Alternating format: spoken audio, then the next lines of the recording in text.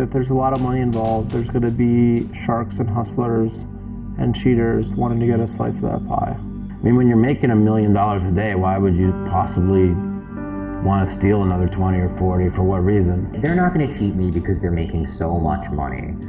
And, you know, of course there's a really obvious flaw in that argument, which is they can just make more.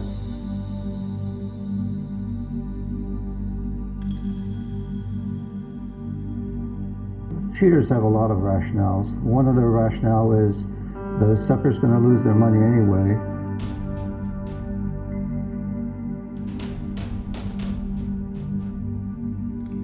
Like, why can this guy make these calls against me and I just can't, I can't beat him? In poker, you're expected to lose sometimes. And you're expected to kind of take it on the chin when you do. You know, I'm trying my hardest. I mean, you just gotta keep pounding, you know. It's a test of character to maintain your composure through the course of, you know, ups and downs of poker. Every asset. I sold my cars, I sold my bike, I sold my house, I sold everything. You know, here you are playing against someone and looking at their whole cards, just cheating them really deliberately. And they're doing it one person to one person at a time for huge amounts of money, just draining these people. And I mean, frankly, they were doing it directly to their friends.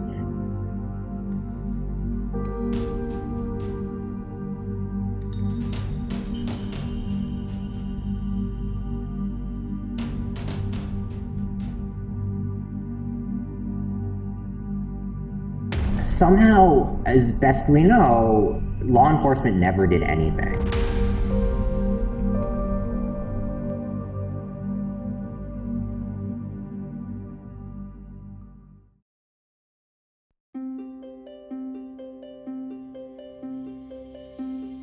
In 2008, the online poker boom is in full swing, with offshore sites trusted with large bankrolls.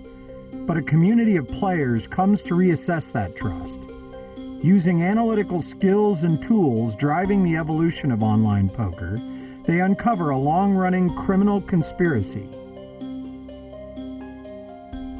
The first cheating to be discovered was on AP, and part of that was because they didn't do it as well. They just were not subtle about it. They just did so many stupid things that it was just going to be a matter of a very short time before they would get caught. Before Absolute Poker, nobody really even invited the idea that we were getting cheated. It was more of a conspiracy theory. Members on a popular online forum begin to suspect the play at an online poker site called UltimateBet. And we all sort of congregated at a few different forums, a few different places on the internet where we could all post our ideas and communicate with each other. Definitely the biggest one is called 2+2. People were able to come on the site and talk very openly about UltimateBet and any other scandals or other issues that appear in the gambling industry, and particularly the poker industry. But something was always wrong there. My win rate was always the lowest on UB of any site. And there were a lot of times I would go up against accounts that I hadn't seen before, and they would destroy me. Not super memorable ones, but times where I would just lose a lot of money there, and I'd say, what happened? What began to happen on 2+2 was a few people began to notice that things just didn't seem quite right with some of the results of UltimateBet. And as more and more people began to look into it, this was pretty much confirmed. One of the things that I think protects the integrity of the game of online poker is that every single hand is recorded electronically.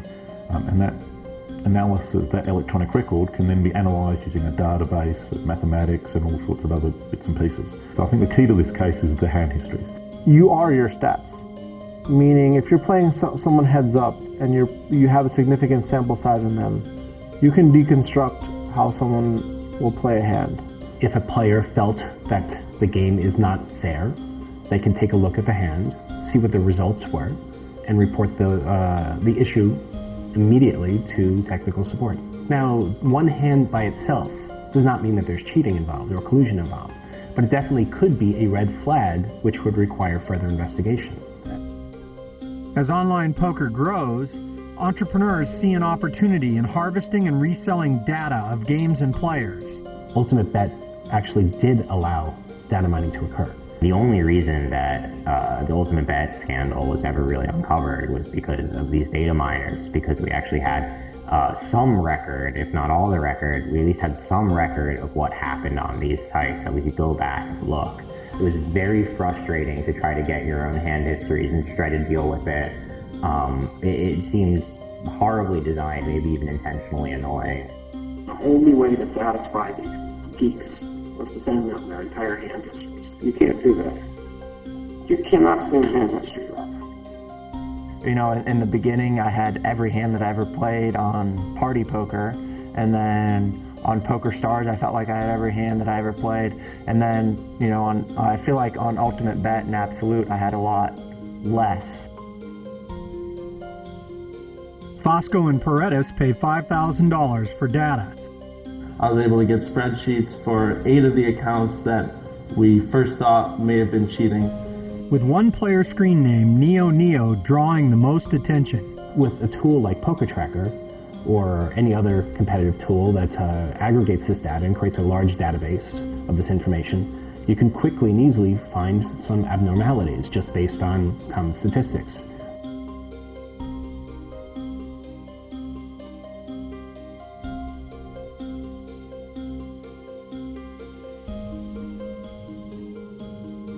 The only way we contacted them was badgering Phil Hellmuth when he sat down at a table, saying, look, we have all this data. Please call whoever you know over there. Phil said he'd do this for us. Help deal with this. And we went over individual accounts and all the stats, and he even agreed after the first time I showed him that there was something fishy going on, he thought. But he didn't let me release that publicly because he didn't want to be quoted. Hellmuth becomes a liaison to players, saying Neo is a known professional and not a cheater. Phil's an idiot. I don't think he'd ever steal a quarter. I might be wrong.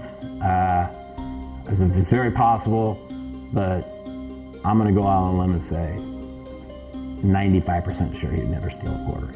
So we called Phil back and said, don't worry, Phil. Russ knows the guy. He's actually backed him in the past. High-stakes player from New York. Just had a win streak.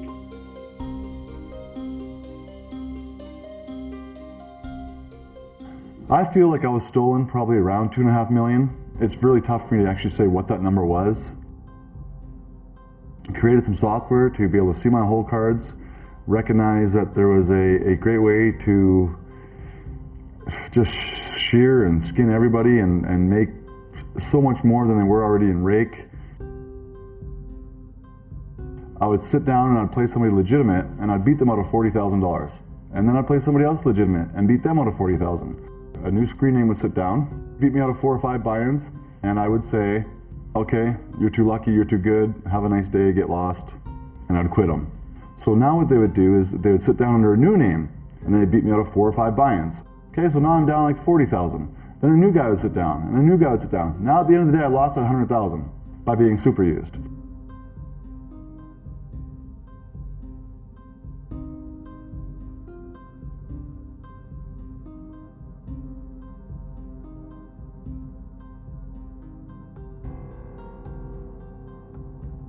So the business is independently doing all the things that you would expect them to do.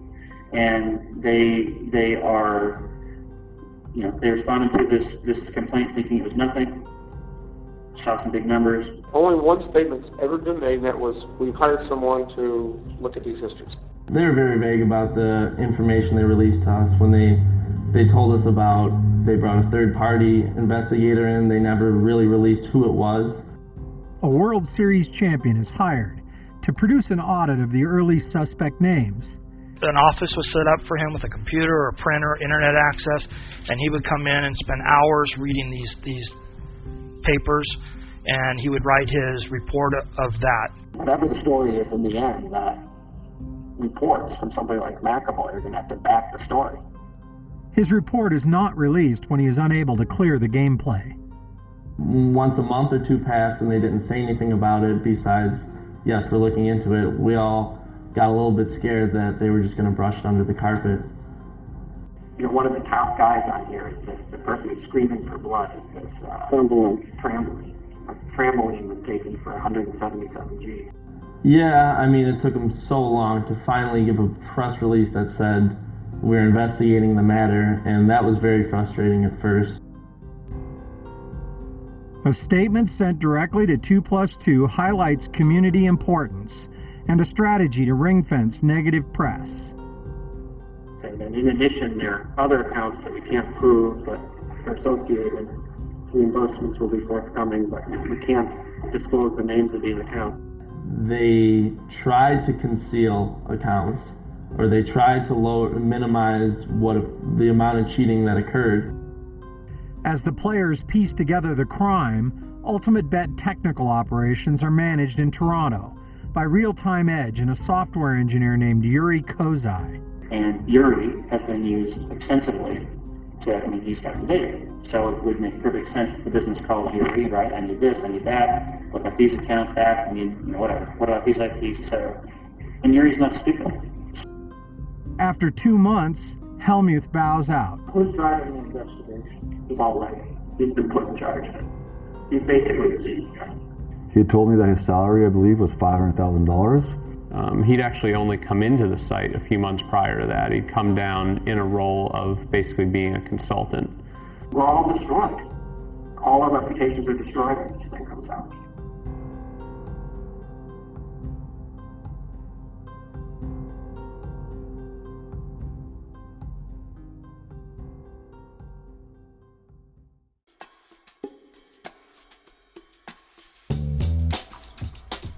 If the World Series defines the game, the main event defines its stars.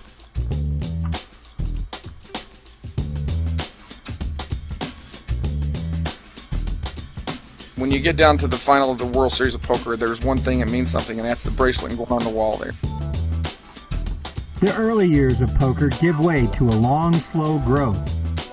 The 90s was the dead era, really until Rounders came out in 1998. If it's good enough to call, you gotta be in there raising, all right? I mean tight, but aggressive. And I do mean aggressive. That's your style, Professor. I mean, you gotta think of it as a war. It is a rationale to drive a new generation of player who sees the shady hustling as part of a bygone era. This is what I love about you, okay? You think about the big picture. That's great, okay? But it's not me. I don't play the game straight up, and then if I lose, go get some real work or something, okay? I see a mark, I take them down. That's what I do. That's the way I live.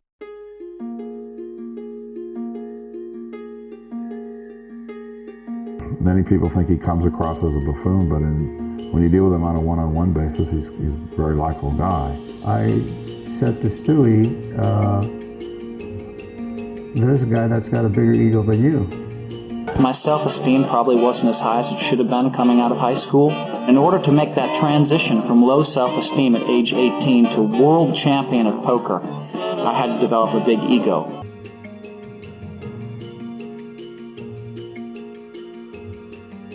A good friend of mine named David White, Porkchop as he's known, had stopped playing poker professionally in order to run a business called Show Gear Productions. David and I decided to look into starting an online poker room together, but after a few months he chose to devote all of his time to his already thriving business, and I ended up consulting and promoting for ultimatebet.com, a beautiful online poker room which I believe 100% in and am fully committed to. Greg Pearson shares his vision in Oregon, and together they create a software development company called IE Logic. Greg was just like Ray Bitar was to full tilt. Greg was a CEO. Pearson is white bread middle class, even marrying his high school sweetheart. His first real job is network administration at a Portland lumber chain, before moving to Arthur Andersen in the 90s. At IE Logic, he hires former coworkers and friends. A boutique marketeer, a credit union manager, and a former Andersen compatriot make up the fledgling executive suite. Hellmuth gains ownership with investment promotion, convincing Ted Forrest to put up the first several $100,000 in cash. Fellow poker pros Russ Hamilton, Mansour Matloubi, and Dewey Weeum are also early investors. The group includes 3 World Series champions, setting an important precedent for marketing online poker. A San Diego programmer is contracted to write the original gaming platform. When UltimateBet first formed, there was a software and marketing company.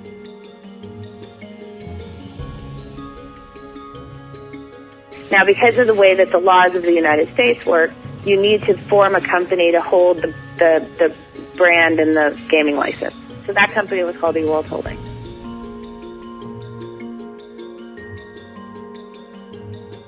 The offshore shell company allows financial flexibility and a firewall against an uncertain U.S. legal environment. Monsieur said he would put it in his name because he'd have to leave the country.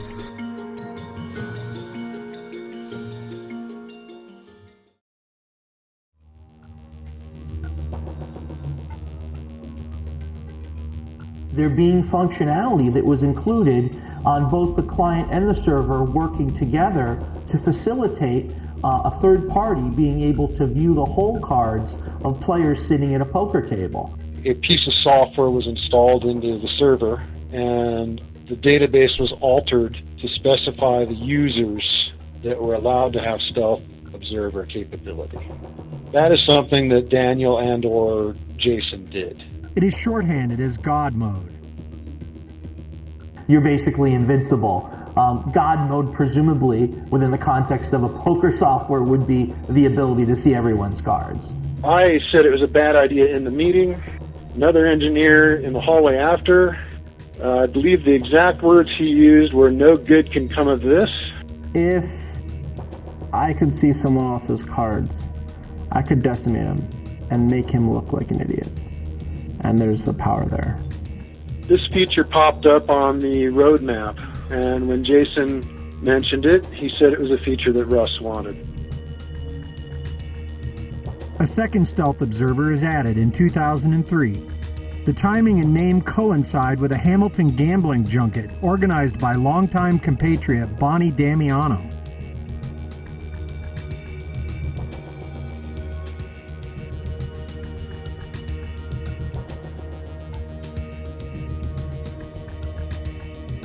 The lodge is suggested by a golf hustler and Hamilton friend. Moore and lane hosts received little scrutiny during the investigation, but each worked directly for Hamilton during the fraud timeframe. Trips like these evolve into the site's first live Aruba tournament in 2002. We had this World Poker Tour Aruba event, and traffic on the site exploded. The young CEO is ill-equipped to manage a $100 million company. At the time, we were being eaten alive by credit card fraud and chip dumping. IE Logic engineers write software to deal with fraud. They record a sort of fingerprint of the computer, and so that almost certainly includes something like a MAC address. It probably includes some less accurate things like an IP address. IE Snare, and IE Snare is, would have caught this stuff early on. If it didn't, then his software's not very good. The whole idea is just sort of to build up a very large database of these things so that if someone somewhere commits some sort of fraud, then other people know when he tries to connect to them, oh hey, that's the same computer, I'm not going to let him on my site. Pearson and DeHaan patent the electronic black book. A third stealth observer is added in 2003. And I know for a fact that Monsieur used the program too. A final entry replaces YF22X, referencing a small lake in Wisconsin. Damiano, Hellmuth, and Weeum are all from the area. Insiders now have the ability to see players' hole cards with 3 separate logins, exposing the site to serious internal risk that quickly plays out.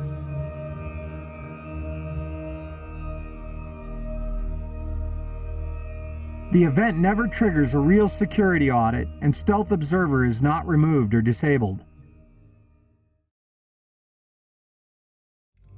Pearson inexperience extends to personnel with weak background checks on key employees. One plays a critical role in the ongoing fraud.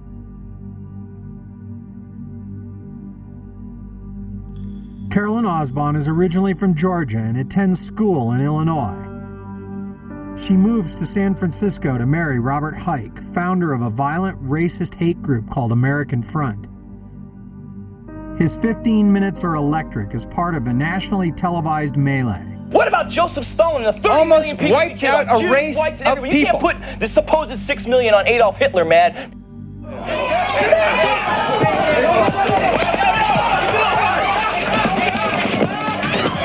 In the early 90s, they moved to Portland, a city aflame with racial tension.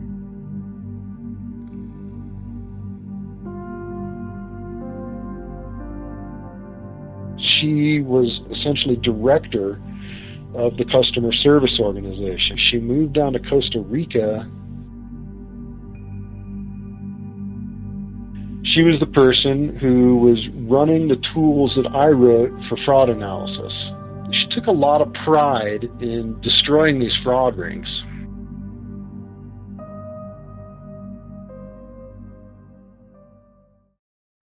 Growth is financed entirely from revenues in the undercapitalized IE Logic, with an expensive and growing stable of professional player reps.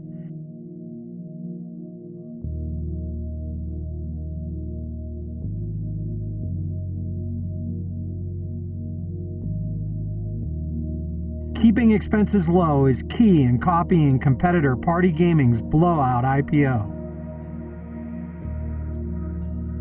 To facilitate an IPO, IE Logic is dissolved and replaced by two entities: Excapsa in Canada to go public, and iOvation in Portland to maintain the platform and monetize the anti-fraud tool, IE Snare. Both companies are built from ultimatebet revenues without additional dilutive investment.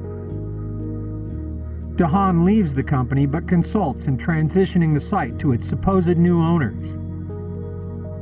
He and other founders receive stock in both companies, with the three Portland executives as the most significant iOvation shareholders.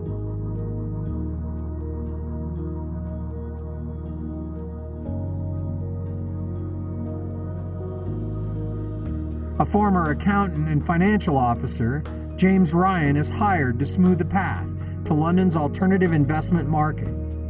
He joins a company with $100 million revenues, no financial officer, and few, if any, financial controls. Ryan attracts a stellar board of directors, considering the nature of the business.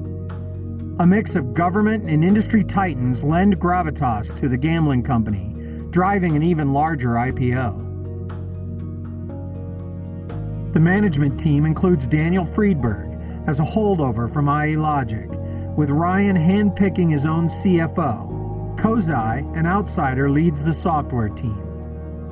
Online poker sites are built on large database platforms, with UltimateBet undergoing a major 2-year upgrade prior to the IPO. The upgrade is spurred by site instability, though high-stakes games continue to flourish. I don't really know why everyone went to UltimateBet. I think it's just because they opened the tables and they ran. It seems like on Party Poker, the highest game, whenever UltimateBet was the place to play, the stakes on Party Poker were significantly smaller. PokerStars didn't have high stakes. Party Poker didn't have high stakes. And Full Tilt really wasn't big yet. I always liked the software on the site. It always seemed really fast. In 2005, UltimateBet is the high-stakes destination.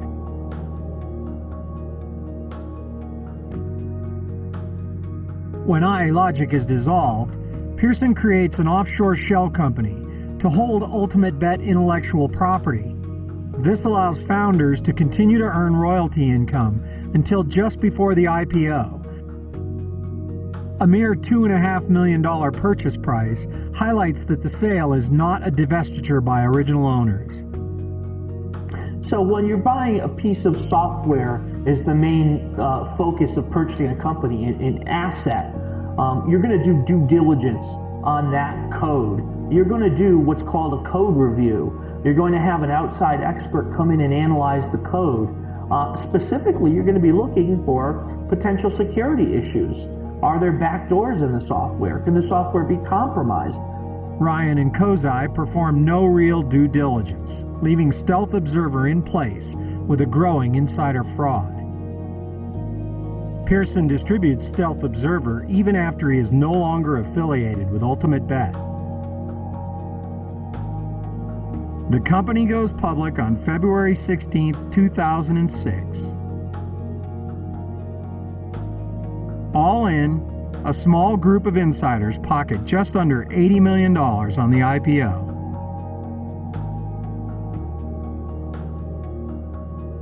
Everybody here, including all the shareholders, got a lot out of the stock going public.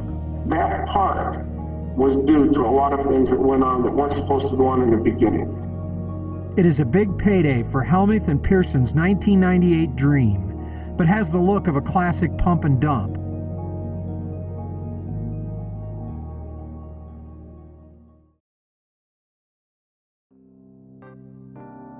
One of those insiders is Russ Hamilton, a bookie from Detroit before organized crime connections force a move to Las Vegas in 1984.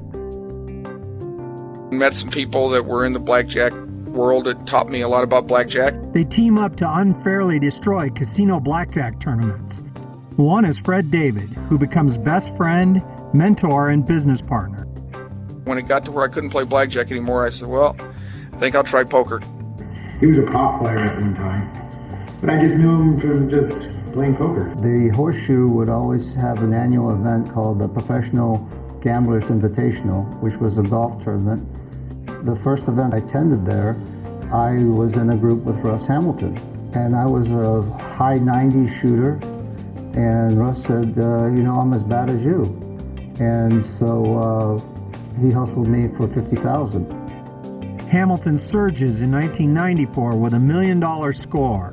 It was like the 25th World Series of Poker. It was the silver anniversary, and the winner of it also got his weight in silver, and he was like the heaviest guy entered the tournament. I told him 330. I lied because the scales would only go to 300, so I lied because I weighed 360. So Jack Binion still owes me 30 pounds of silver. In the 90s, Hamilton and David run a sports betting operation. They are helped by a computer tech who gains entry to the world of high-stakes hustling as Hamilton's personal assistant. Hamilton's responsibility at UltimateBet is murky, but includes control over a marketing slush fund for the pro player reps. Once he took over at UltimateBet, and once he was making all that money, you could see the power. I mean, you could see the ego with him and how, this is my baby, look at all the money I'm making now, look what I've got. You could see that, but you could see that with him, you could see that with Greg. I think elimination blackjack is going to blow up because poker's gone crazy. Now you have another tournament game of skill. Everybody knows how to play blackjack. It's going to be big. They model the World Poker Tour for another IPO payday. What we're doing is we're going to take the blackjack and make it interesting and make it a TV production show. We're going to make it Hollywood, and we're going to turn this blackjack into the same thing as poker. The tour is built to drive players to an online site with software written by Pearson engineers in Portland. UltimateBet is the primary licensee, with a new offshore shell company operating a branded skin run by Hamilton and Matt Luby. The company will become an important part of the strategy to further enrich founders. So we've got some of the biggest names in poker that are coming, and they're going to try their hand at it too. You got Phil Hellmuth, Andy Duke, Antonio Escondari, Devilfish, Scotty Nguyen. It's a new twist on blackjack. It's elimination blackjack. It's tournament. It's got bluffing and betting strategies, and it was designed for television. A Big Three network creates big expectations, and the UBT raises millions without filing typically required SEC documents. I mean, Russ asked me to invest in his blackjack tour. I was an investor in as well. They get a piece of UBT when it was started. Players help fund the enterprise by losing to fraudsters on UltimateBet. A lot of the money got taken out for put into the other company that did use for that. You're right. Episodes are invite only, with Hamilton pals, investors, and UltimateBet founders. Many transfer funds with cheating accounts, perhaps without full knowledge of the money's source. Hamilton is an expert con man while giving the appearance of driving a legitimate organization.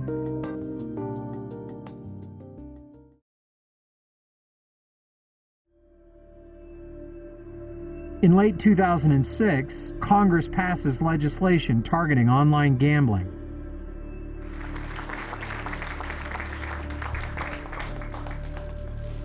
The law hits UltimateBet hard, with an 80% U.S. customer base, forcing founders to once again take the company private.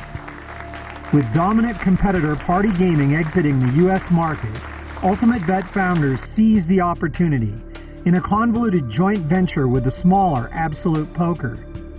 The merger is quickly hammered out in a Barcelona hotel room in the fall of 2006. There's CAPSA, and there's this SGS company. Those are shareholders of these original things. And there's NewCo. I call it APUB, whatever.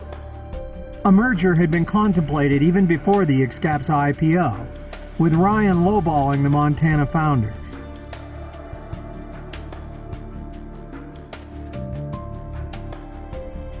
Now willing to live in Central America for years, they hold a stronger hand. Pearson and Carl represent UltimateBet, though neither have any formal role with the site. Ryan and the Excapsa board are conferenced in only as necessary. Hamilton's blastoff is used as a shell corporation for the purchase. Though represented as a sale to a third party, Pearson and a small group of original insiders purchased the site with a 6-year, $130 million promissory note to the Excapsa shareholder class. The first order of business is a name change, weirdly appropriate to the nasty business behind and ahead. There was nothing that we uncovered that made it look like it was anything other than a shell company upon a shell company. Operations are managed by the newly created Real-Time Edge, set up by Pearson's offshore specialist. UIGEA also disrupts the Blackjack Initiative, with the Ultimate Blackjack Tour quietly failing in an informal liquidation. Hamilton and Millar use a fully functional copy of the UltimateBet software to create a new business called Club UBT, a subscription-based website, and the first thing you notice right away visually is it looks almost identical to the old UltimateBet software. The failing joint venture finally unravels when insider cheating at Absolute Poker begins to crash the companies. There has been no formal explanation for why AP founders began cheating, but the inexperienced scamming is quickly caught. In the process, it dooms a well-oiled and long-running UltimateBet machine built to steal everything.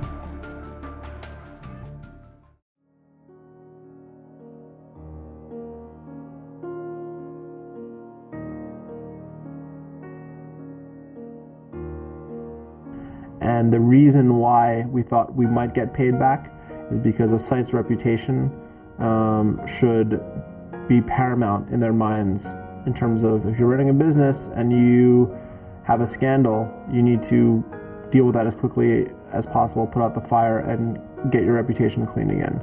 They really didn't have to give any of it back. You see what I'm trying to say? I mean, they could have just said, fuck it. Greg said he thinks he can get it to 5.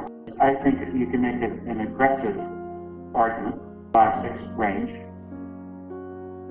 From a business perspective, if I'm Paul Leggett, let's say, and I'm responsible for getting people paid back, I'm going to pay back the high-profile people that would publicly speak out against it. Refunds begin with Bosco receiving the single largest amount.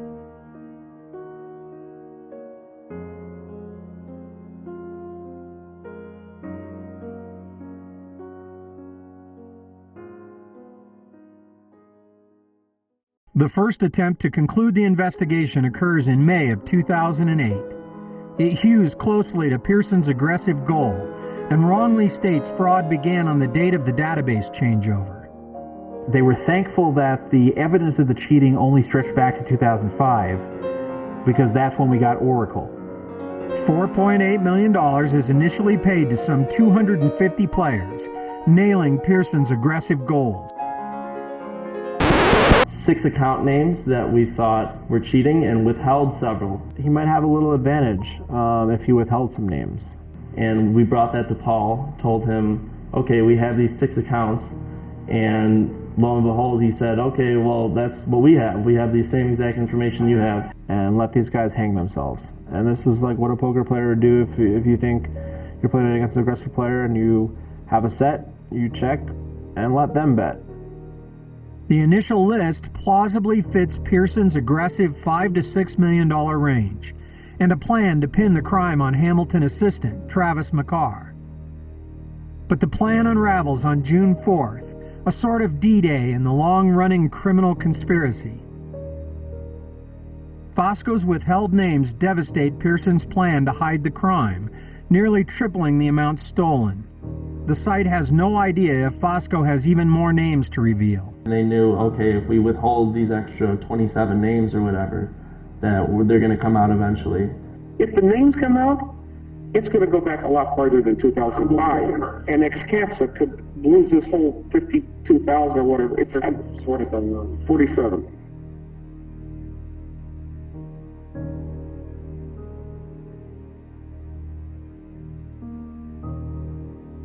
As the 2008 investigations broaden, the combined sites are in serious jeopardy with the regulator. They did hold a significant amount of control over AP at the time, simply because AP's servers, were sitting in their data center. We can contact Mohawk Internet Technologies and take very immediate steps. In short, we can ask that they be unplugged. At the time, Kanawaki was really threatening to turn, and we thought they were going to turn us off. The investigation spinning out of control, a new online presence foreshadows dissension amongst the fraudsters.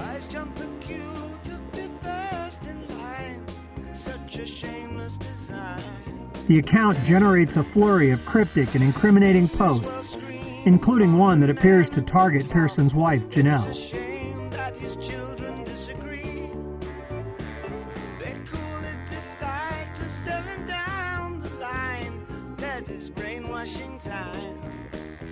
Even the $50,000 that Greg paid to get his wife off of the Trump fuel. And Brainwashed Dodo was clearly an insider. He had screenshots from within UB. Obviously, Brainwashed Dodo knew what was going on and basically was trying to expose it.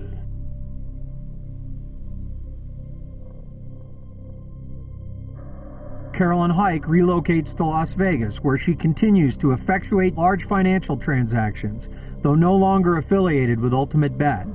The Neo account is registered to a Hamilton friend in New York, but is actually created by Carolyn Heick in Las Vegas. It originates from an IP address tied to the Ultimate Blackjack Tour offices, used extensively for cheating.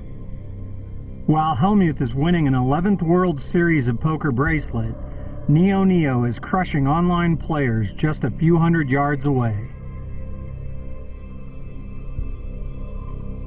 After 7 days, Brainwashed Dodo provides bona fides.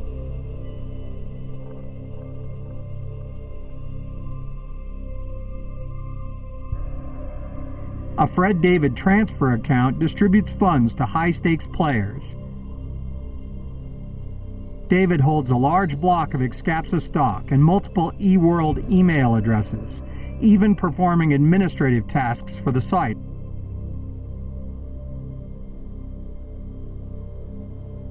Strangely, at the height of the investigation, he turns up as a co-producer in a feature film about gambling cheats. All the years I've been playing cards, I've never seen a hand played like this. I think there's something going on over here. Something funny's going on.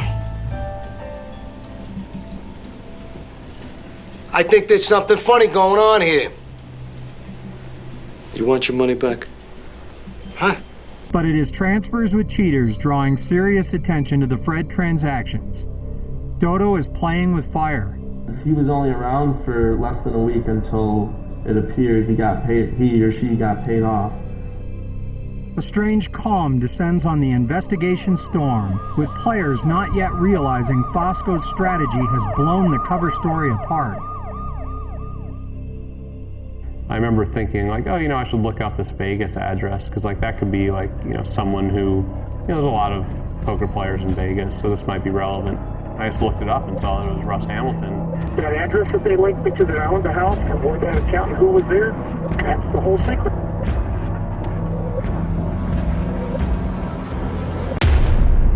It is a breathtaking moment. A poker site founder and World Series champion is directly tied to years of online beatdowns to players reaching the highest stakes.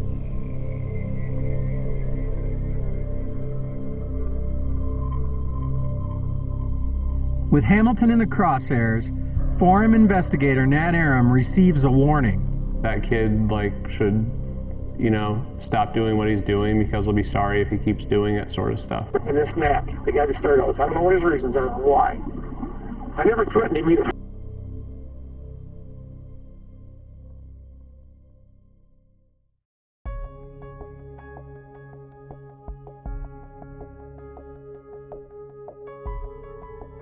Getting cheated and realizing it also takes experience.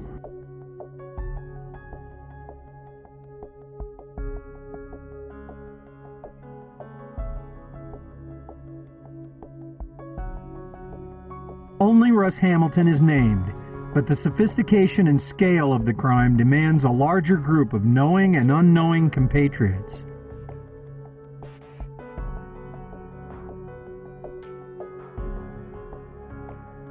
It kind of feels like that the super users, they never really let me get too far ahead, but yet when they see me go down, it's almost like they then stopped so I can go beat legitimate players, and then they would then skin me again.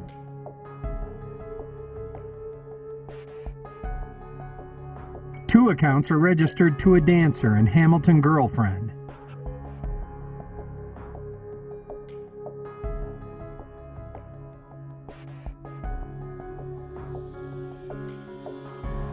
And it's very stressful just from normal poker play, the swings you have, the ups and the downs, the frustration when you're going from winning and doing great to all of a sudden having a lot less money than you had last week or last month.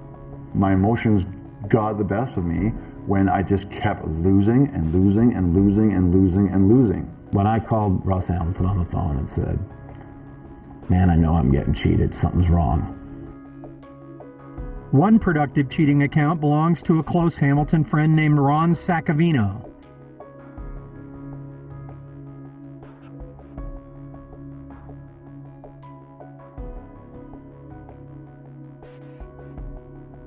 I know a lot of poker players who have played during that time who are have been broke since then, or have quit playing, or have had real issues, real life issues as at least in some part as a result of the cheating.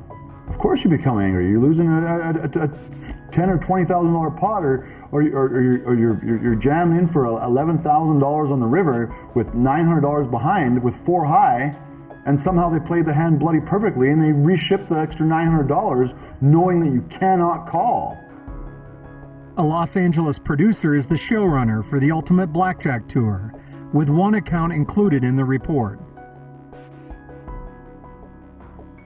Heick builds the Curtis account to accept large transactions.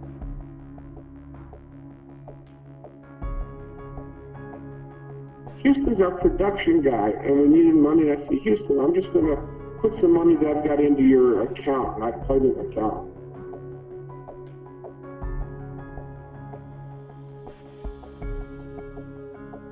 There was one certain stretch where I went through a part of my life where I'd smash my laptop and have to go get a new one and re-smash that laptop. And it'll start making you doubt yourself. It'll make you think, man, am I playing good anymore? Am I actually a winning player? Have I just been running hot the last 2 years? That's why I kept changing screen names too, because I thought my screen names were cursed, or I thought my laptop was cursed. So I would just smash them. I'd smash them and start fresh.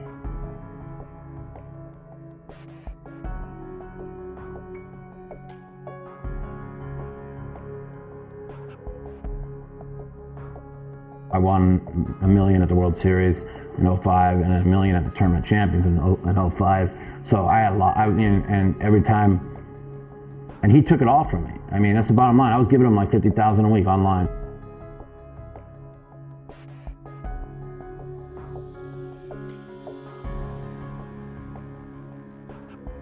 I'd struggled with substance abuse issues, and those problems really escalated.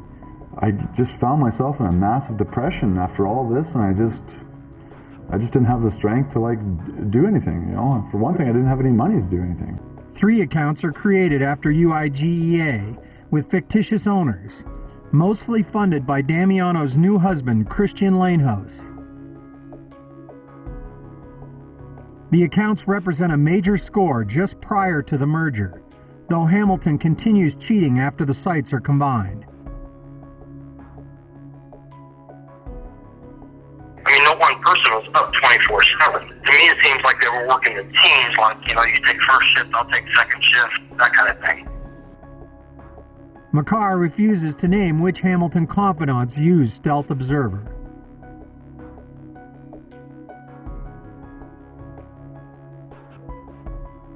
Just 1 week before the creation of the Christmas accounts, Pearson engineers release an update limiting hand history downloads and effectively eliminating evidence of the December crime spree. The damage for something like this is, I think, pretty limitless, really. And I found myself in just such a dark, dark place that, you know what, I was getting very close to jumping. Causing, family problems or divorce or people even to kill themselves.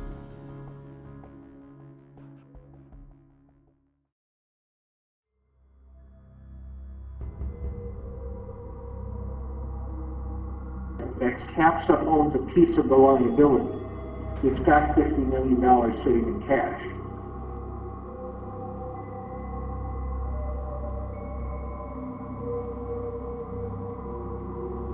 It not only can, it should make a contribution to buy peace and let the rest sort itself out between the parties. Pearson and Friedberg seek 1/3 of the Excapsa cash to repay for fraud. Excapsa helping the church from cash issue. So, I mean, that's just wrong. It is a tricky proposition to explain insider cheating while demanding shareholders surrender what is in some cases the first significant investment payout from the site.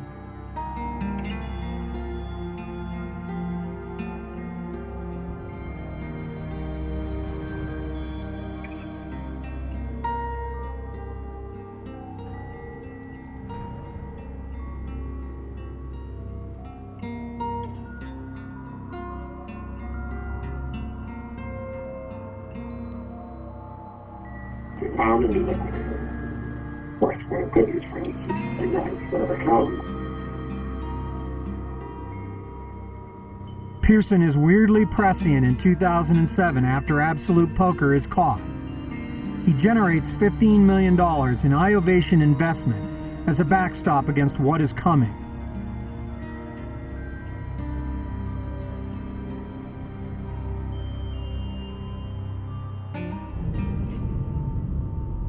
iOvation PR targets Excapsa shareholders who hold stock in both companies. The promise of some future iOvation payday is a key component in using Excapsa cash to repay for fraud. A new strategy threatens Excapsa shareholders for an amount equal to 75% of the promissory note. A legal gun to the head is intended to force shareholders to surrender a $15 million settlement. The carrot is fraudsters putting up Excapsa shares representing the offsetting 25% as collateral to guarantee future performance on the $130 million note. Hedge fund manager and major shareholder Peter Collery raises concerns over the insider deal.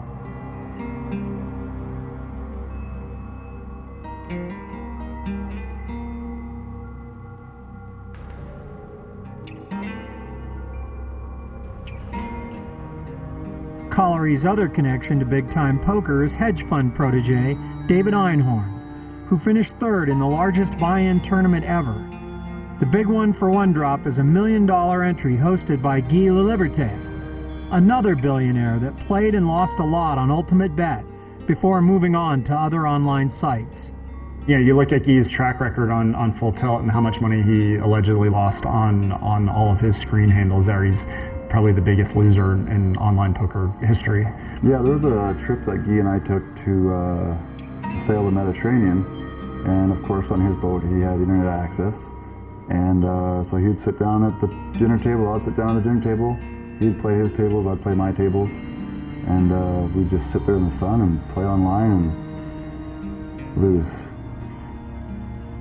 The two billionaires get cheating refunds that would not cover a single buy-in to the World Series main event. They just said, listen, Mr. Laliberti has so much money that we don't need to refund him, and he's not going to make any public statement about it, so we might as well just put that one under the rug. The insider group brushes aside Collery's objections to lever a $15 million settlement. Several Excapsa shareholders are revealed in the process.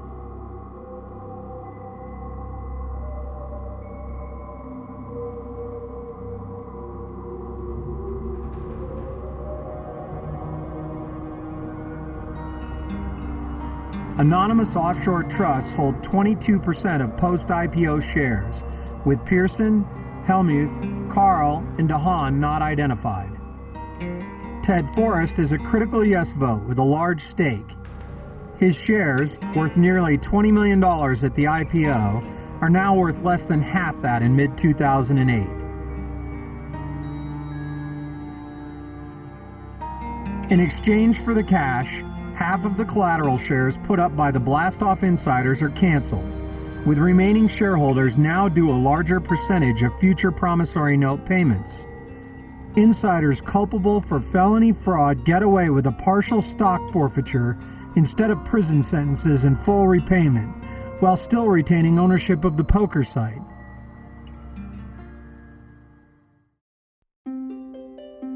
With the $15 million in hand, Paul Leggett distributes a second round of refunds in November of 2008. Getting refunds was not a happy time for me. It was a happy time in one sense because I got to make my payments. But a lot of the money that was refunded to me went right back to past debt. Refunds go to a larger pool of players and include celebrities Ben Affleck and Tobey Maguire. Olympic champion Michael Phelps loses to the fraudsters, but is not included in refunds. The single largest refund goes to Prahlad Friedman for over $1 million, though the list is not made public. They didn't release a list of screen names and the amount they got back, saying these people got this much money and you can add it all together and you could contact each one of these people. I can understand why some people would not want it be publicized how much money they are getting back from the site, but I would think for sort of the whole transparency of the process, it should have probably been made public. As the face of the site, Paul Leggett grows frustrated, looking inept and collusive in tortured explanations for a conflicted process. The people who took over UltimateBet and Absolute Poker after the cheating scandals were uncovered just made perhaps the lamest excuse possible. They just said, oh, we lost some percent of the data. They like to say 10%. If Ganawaki allowed UltimateBet to destroy the hands or provide the lack of some sort of redundancy for safety of storage, that would really surprise me. Leggett's team compiled suspect names generated by the 2+2 forums, feeding them to Yuri Kozai at Real Time Edge. Kozai verified only the suspect accounts.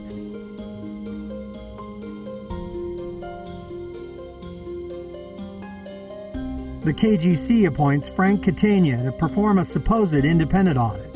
The KGC is a licensing and regulatory body.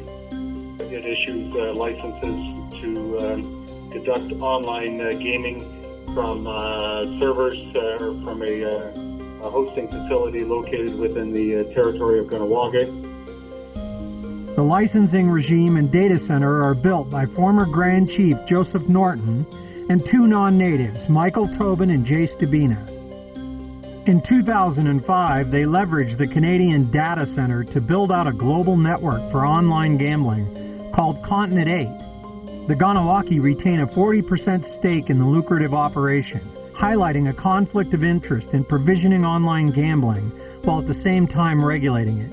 Catania is a Continent 8 director and conflicted in the future of Ganawaki gaming fortunes. His audit team simply signed off on Kozai's work.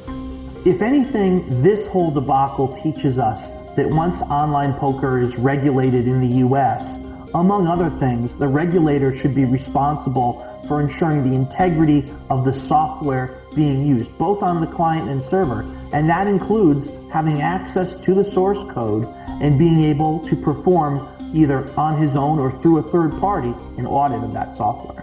Say you had a major Las Vegas casino and it was discovered that there was very, very significant cheating going on in a major Las Vegas casino. The Nevada Gaming Commission, I think, would shut it right down.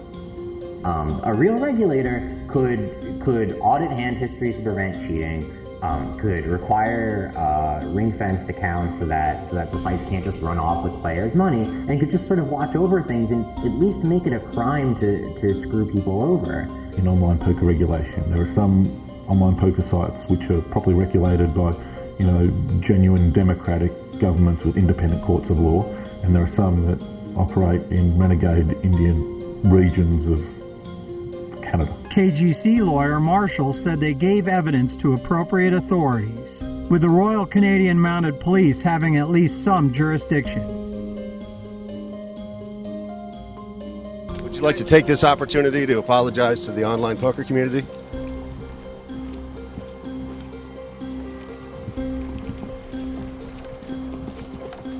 When 60 Minutes requested an interview, you declined. Would there be guilt associated with that?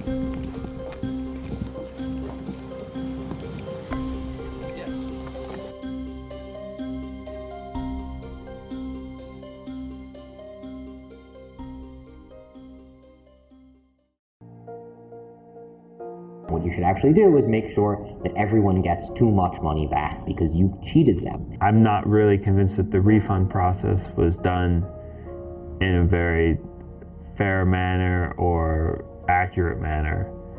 How are players that have not touched their accounts in years going to be informed that they're being reimbursed this large amount of money? Refunds are deposited directly into player accounts, including many which are dormant or closed.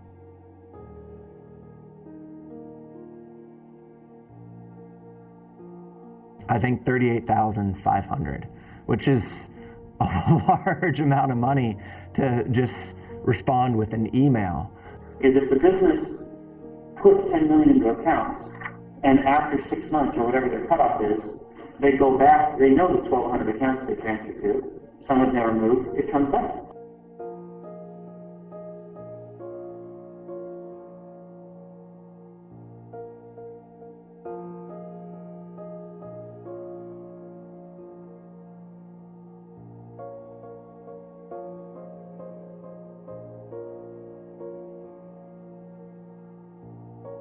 I've spoken to a lot of limit people who've had the same experience I did, where they had the worst results on UB, they could never really explain it, and they got either nothing or almost nothing as a refund.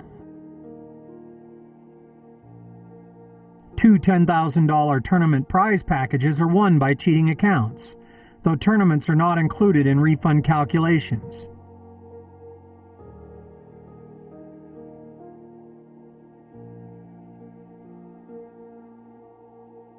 UltimateBet does not make good to the affected players, with the exception of UB-sponsored pro Sean Rice.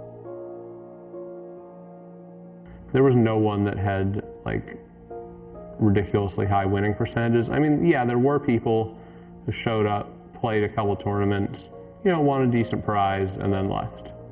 Actor Joe Reitman is UltimateBet insider Annie Duke's significant other, and has little poker experience when he wins the site's largest online tournament. Questions arise over Duke's knowledge of Stealth Observer and who actually played the account. The account is registered in Duke's name.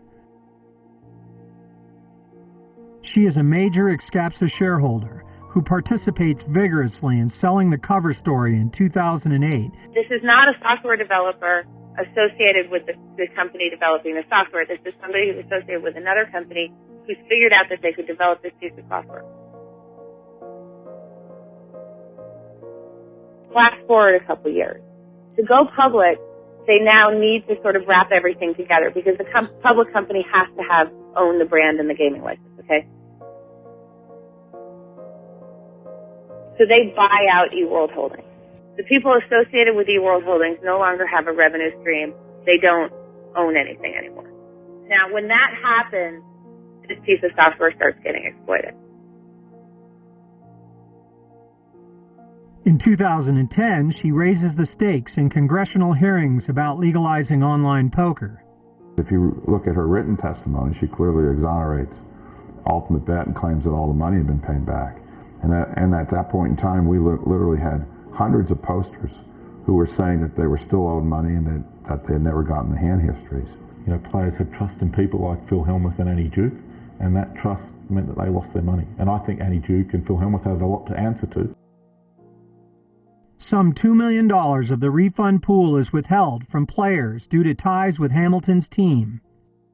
I was told that because of all the transfers I received from Russ, that my accounts were under suspicion, so I had to basically prove that I paid Russ back that money and that I didn't have any, I wasn't a super user. Wealthy businessman Lyle Berman receives $50,000 in cash in the first refund, with $250,000 withheld in November. Berman said transfers were online loans repaid in cash. I was never going to complain about anything. I just remember Gail saying, don't even look at the transfers with us. Don't want to know what's going on there. Hamilton used a large number of players to convert funds, pushing some of the legal and tax liability onto them. But cheating is so extensive, he still had a large personal liability. The IRS has questioned me twice in my lifetime. I've had audits, both have went through with no decision. I've had absolutely no problem. I keep a journal, keep records, and I pay my taxes. That's all you got to do. You pay your taxes and you make money. Who cares? That's all it's about. I paid $5.2 million. The Bellagio is ground zero for money transfers, with the big game and private player boxes. It becomes a de facto branch office in financial conversions.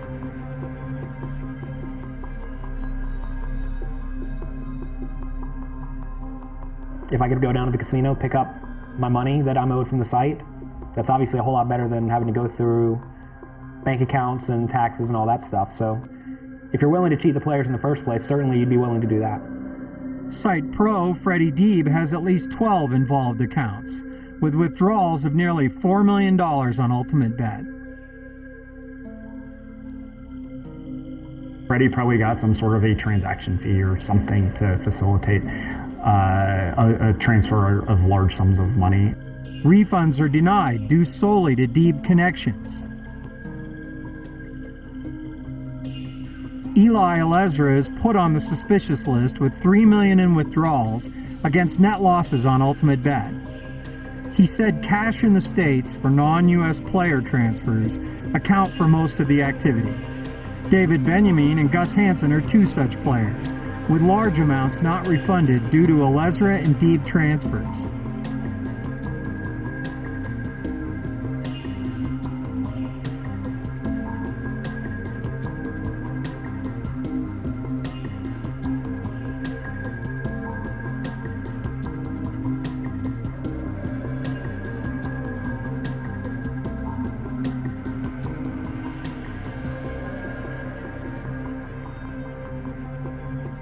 That was a really arduous process, and that was annoying and painful to have to do that.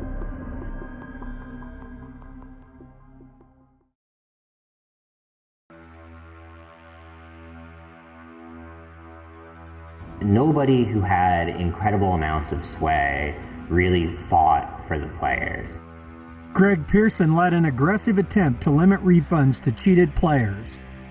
It is the real reason for an opaque audit and the inability to provide complete hand history data. Even if you want to say that they gave back every penny they stole, which I don't believe to be the case, I'm sure that's not the case.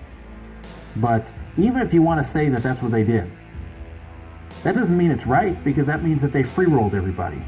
Considering the size of this scandal, I think it's only logical that UltimateBet should provide some type of public accounting of the players that were wronged and how they were compensated for their losses. Individuals controlling UltimateBet data ensure players will never know the full extent of cheating. I didn't make a stink about it. See, I just was happy to get a $345,000 check. You understand what I'm saying? I think I lost $2 million. As far as I'm concerned, I gave Russ $2 million. They took for $2 million. In truth, I cannot confidently say how much I lost on Ultimate Bet. I don't know. I have no fucking idea. You know, I mean, I don't necessarily know where I came up with the $2 million mark, but I know I was beating people out of 40 and 50K a day a lot, and then playing against a super user and going broke.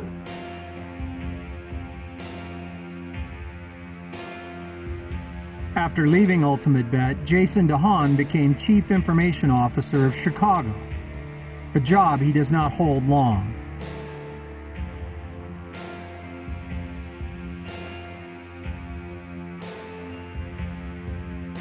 It is unknown how much DeHaan earns in royalties from the IE Snare patent, or what the value will be upon sale. Daniel Cunningham appears to have retired young on $1 million ranch in Oregon. He and his software team refused to speak about the creation and ongoing maintenance of Stealth Observer in the Ultimate Bet software. Kozai continues to develop and support online gambling through Real-Time Edge. He has not responded to requests about his role in limiting player refunds or the true owners of Real-Time Edge. Ryan became the CEO of Party Gaming after leaving Excapsa. He recently left to work on initiatives in a legalized U.S. market. The first is a tie-up with poker pro Phil Ivey and a California tribe using Real-Time Edge software. Daniel Friedberg escaped serious scrutiny as the Ultimate Bet consigliere, protecting Pearson and Hellmuth interests. In leaked recordings, he advocates a cover-up of felony behavior, yet continues to hold a practicing law license in the U.S. Paul Leggett managed the site with $220 million yearly revenues until seizure by the Department of Justice in 2011. He enjoyed a short stint with Amaya Gaming after leaving and appears determined to work in online gaming, despite his role in misleading players at Ultimate Bet. Bosco, Paredes, and Aram lead an ad hoc group of detectives, forcing insiders to pay more than planned. The Brainwashed Dodo persona provided scant evidence in 2008, but appears behind insider leaks which followed. Who is this mysterious insider? Travis McCarr claimed Brainwashed Dodo is a Costa Rican employee named Zoltan Roja, engaged in a simple blackmail. Paul Leggett agreed, but never had Roja terminated, arrested, or charged.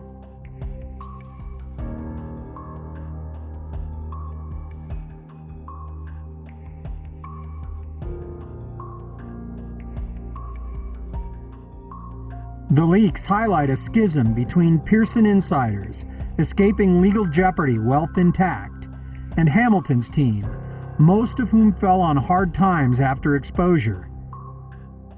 I do remember Brainwashed Dodo specifically messaging me, though, and giving me a hint that we all needed to take a look at Greg Pearson. Dodo appears to be a composite of Hamilton, Heick, and McCarr. Travis was willing to say that he did all this for me. McCarr is originally set to assume blame for the crimes, with the first Fosco accounts plausibly tied to the McCarr family. When the scope of fraud widens, a Hamilton assistant becomes an implausible orchestrator of sustained criminality. After cheating income stops in 2008, the McCarrs quickly end up in financial and legal difficulty.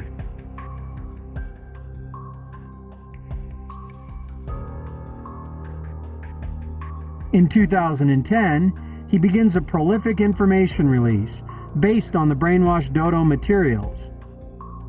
Shortly after, Hamilton gives a house to the McCarrs on the 14th hole at Palm Valley in Las Vegas.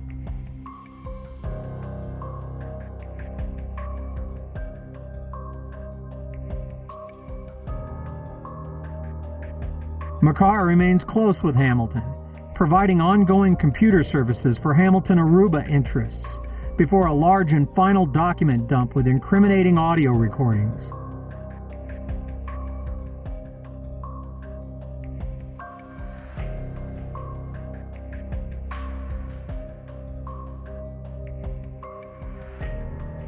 Carolyn Heick was a corporate troubleshooter, facilitating the goals of senior management and working directly for Pearson, Ryan, and Hamilton.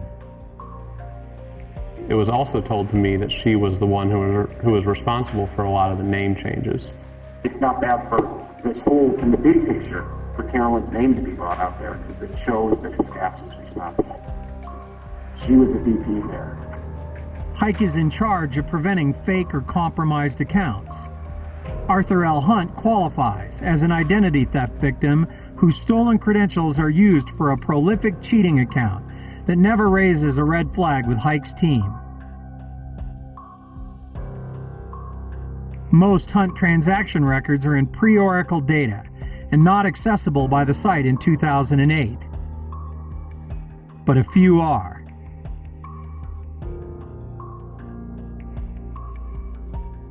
There are bona fide reasons to change. With good customers, you might do it. But with this, it shows a history of Carolyn changing the name. She is on the front line in proving iOvation value in the first real-world application.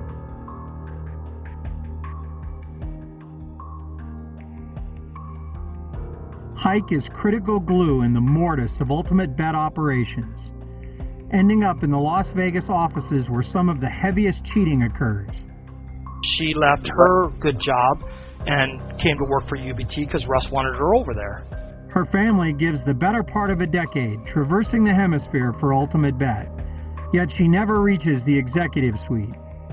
Her nearly 600,000 shares of Excapsa, worth $1 million at the peak, become worthless when the promissory note is voided. In 2008, she allegedly downloads a large cache of evidence from company servers. Heard from multiple people that she did and had threatened to use those documents.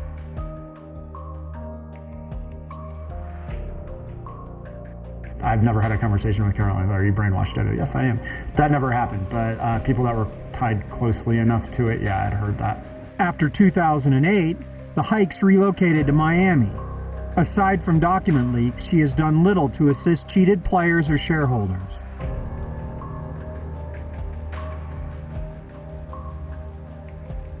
Pearson's group concluded Hamilton was the only acceptable sacrifice when the investigation began to spiral out of control. They knew he could not hurt them without self-incrimination, and they controlled access to historical data and stock grants. Unable or unwilling to surrender cash, he gives up equity in Excapsa and iOvation. But you gotta look Greg in the eye and say that you've earned that out of his company. Excapsa is worthless, but the value of 125,000 shares of iOvation is yet unknown. His reputation is in shreds, he has no future in legal U.S. gambling, and he alone wears the scarlet letter of being the ultimate bet cheater.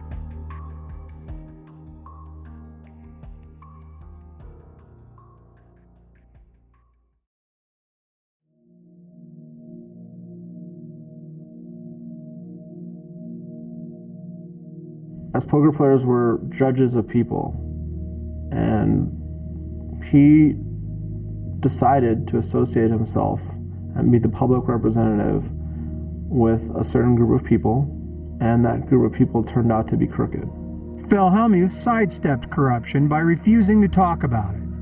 He continued to rep the site until 2011 without taking any stance on his business partners.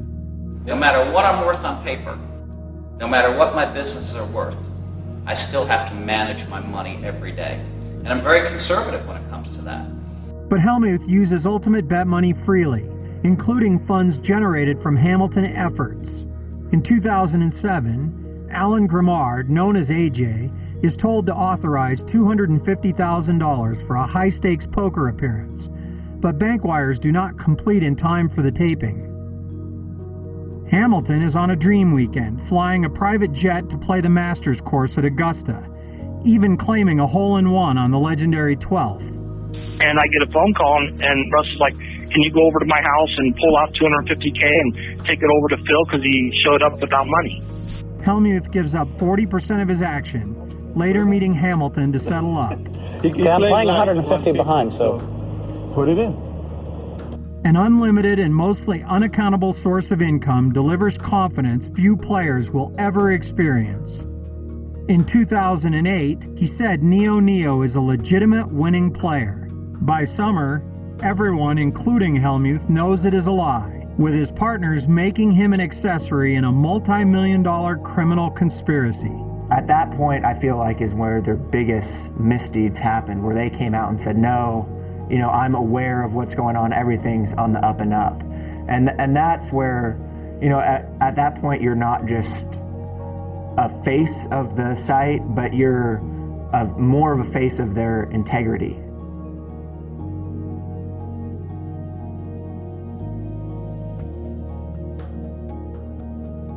You would expect, especially seeing how small the group of owners was, that he would have a good idea of the character of Russ Hamilton, of the people that he was working with. I was feeling more pressure from Russ. I mean, he did it to me. He might have put grease on the club. Now Russ is so fucking... They could have gotten involved in ways other than saying exactly what UltimateBet wanted them to say, just saying UltimateBet's wonderful and we're cleaning all this up and sorry about that. I would feel extraordinarily betrayed on a personal level if I was completely innocent and that they had done this to my reputation, that I would feel the need to expose them completely and say, listen, these are the advantages I've gotten from this. Let me take these advantages and make it what little right I can.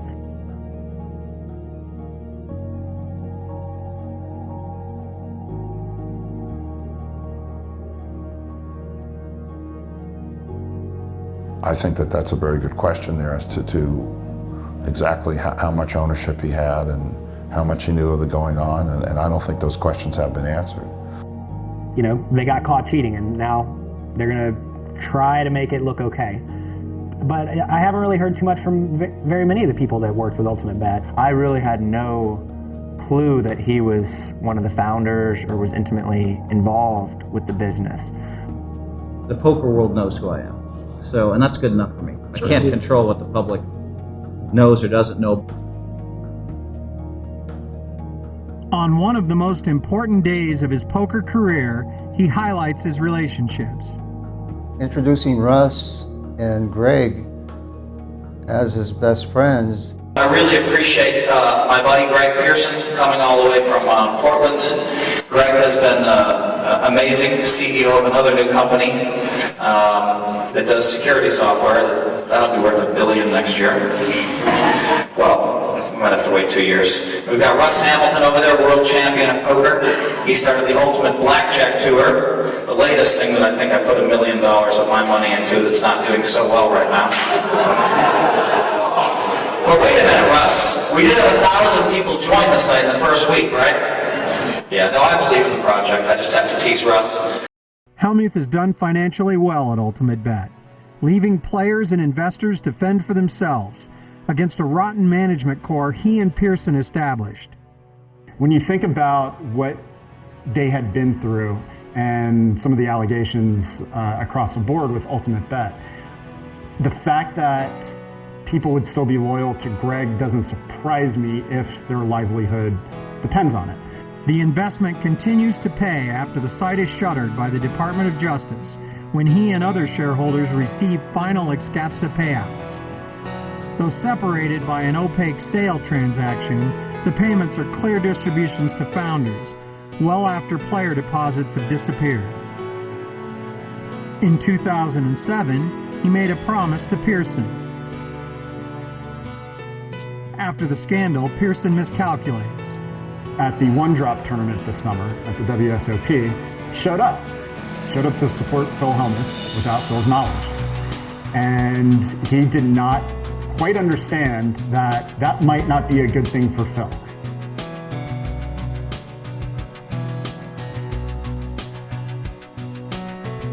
they get up and they're glad to be fighting the bad guys. It's the good fight in the world. iOvation services niche markets with negative device technology, building a global data center footprint. But trouble followed the 2008 investigations.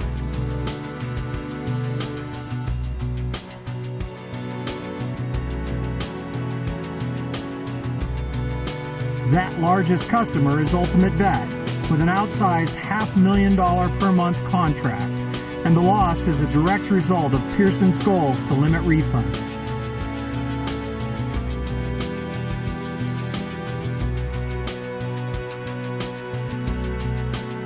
He, Carl, and O'Hearn retain senior leadership positions.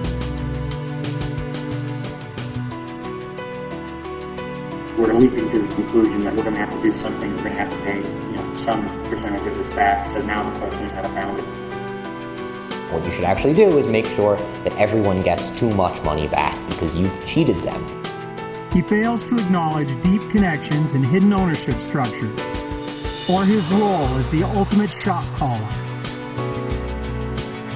People who cheated players, or people who participated in the cover-up, or people who promoted these sites after all this cheating happened, are going to be allowed into a new regulated market, are going to be allowed to represent sites, to work for sites, to work for regulators.